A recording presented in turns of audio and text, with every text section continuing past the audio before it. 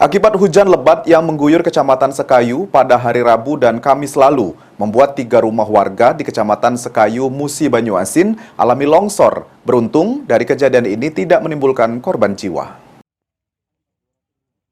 Cuaca buruk hujan dengan intensitas tinggi menyelimuti kota Sekayu, Musi, Banyuasin pada Rabu lalu hingga Kamis.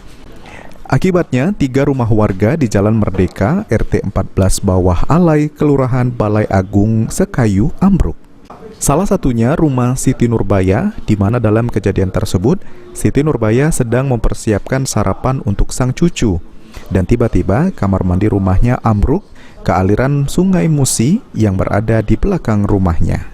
Beruntung kejadian ini tidak ada korban jiwa dalam peristiwa tersebut, namun warga mengalami kerugian hingga puluhan juta rupiah.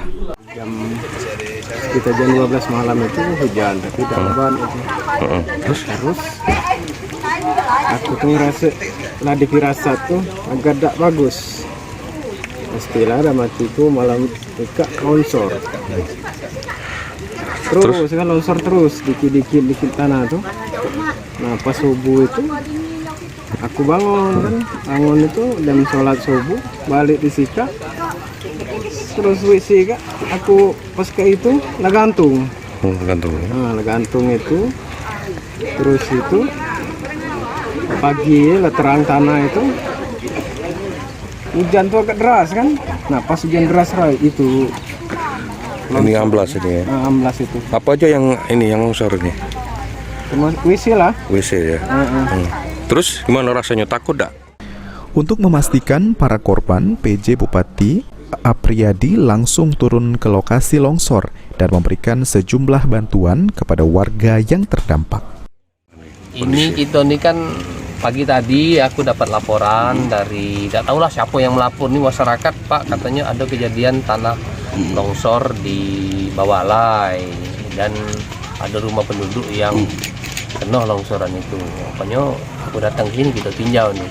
Kalau ternyata memang benar. Dan sebenarnya perumahan-perumahan yang ada di sini tinggal nunggu waktu baik.